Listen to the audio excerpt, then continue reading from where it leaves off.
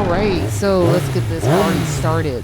I am right now in the far north of Cameroon, riding my bike in the open road here on National Highway 1. This is the road that, if I were to keep going long enough, it would take me to Chad. I'm in the far north region, and I am here to deliver a motorcycle to someone in need in the far north region of Cameroon. This is the far north region of Cameroon, which I'm going over a dry riverbed here. This is the Sahel region during dry season. There's not a drop of water coming from the sky. There's literally zero rain here. This is, well, a great time if I want to avoid rain.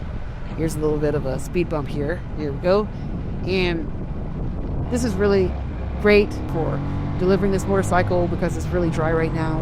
And this is what we would call the Sahel region of Africa. In the Sahel region, this is our sort of like the transition period for the more, greener parts of Africa to the literal Sahara Desert. So sort of like the Sahel is a transition zone, of a dry, arid transition zone with some greenery. As you can see, there's greenery here. People do even farm here, but it is generally dry. There you go, right here. You see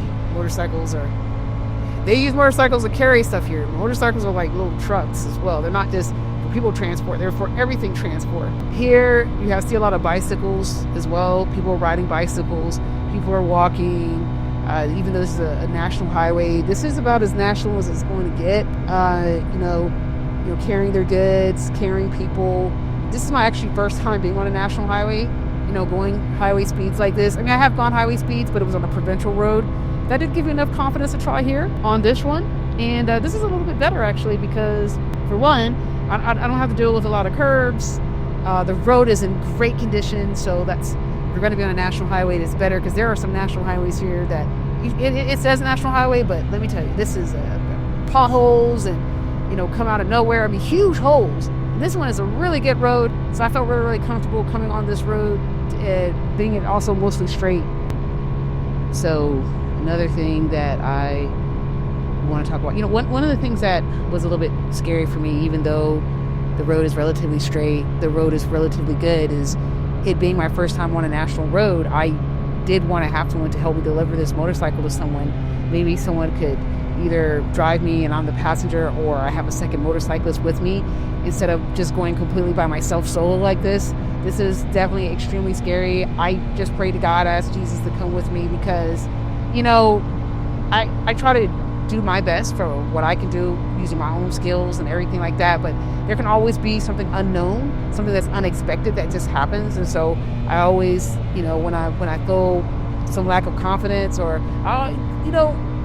being that I'm starting out, I like to include God in what I'm doing anyway. So especially if I'm not really sure of everything, and with motorcycling, there are a lot of unknowns. So I do pray, and I do ask God to be with me and things like that. But of course, I'm also going to do my best as well to stay safe, stay level-headed. And this route that I'm taking, I'm not taking just any route. I mean, if you look at the State Department for the far north region of Cameroon, it says do not travel. I totally understand why, because there are terrorists here, and even up ahead, if you go past a certain part of the road, you will have to get a military escort, or you don't have to, but if you were traveling public transport, the transport companies have a deal with the government to have military escorts to take them between a long stretch. They get escorted.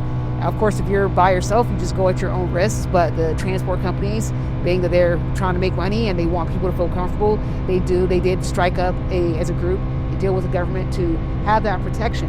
Now, I'm not going up that far, but to be able to tell U.S. citizens where that point is and what's safe and what's not safe, and it just makes sense to tell U.S. people not to travel here at all. But I mean, I've been coming here for several years now, and I have not had any problems. I generally know the areas that are not safe and are safe, and I know several people here now that can tell me what is safe. This stretch is pretty safe, and I don't have any worries, generally speaking, of someone knowing that I'm a foreigner and catching me. I also, even though I'm a woman, that's another thing, being a woman doing this, but the gear that I'm riding is pretty, unisex, so people probably wouldn't just think that I'm a woman just by looking at my gear. I'm trying not to get off my bike. I did have to get off back there when I started this video. This is not the whole route that I'm taking, but this is just a part of the route.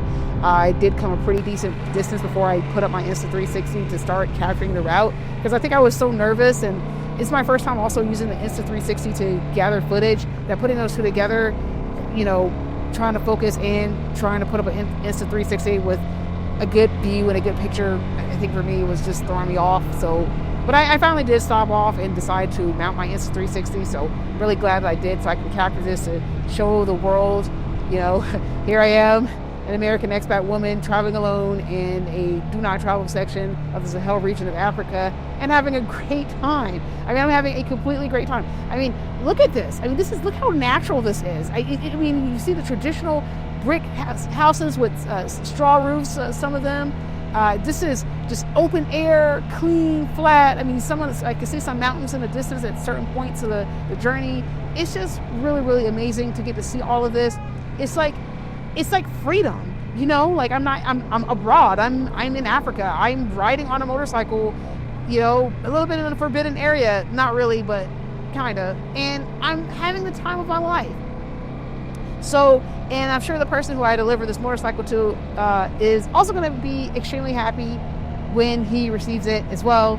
So it's going to be able to help someone. I got a chance to spread my wings, so to speak, on a national highway and really get to see Africa from a different place. Normally I'm inside of a car or a bus or something like that. I've never seen the far north, I should say, from this vantage point. I mean, I ride my motorcycles where I am, but I mean, like, this is a little bit different for me.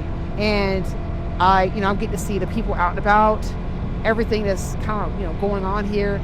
Yeah, I mean, some of the more scenic stuff I kind of should have gotten towards the beginning, but I mean, you can kind of get an idea of the sorts of things that I'm seeing.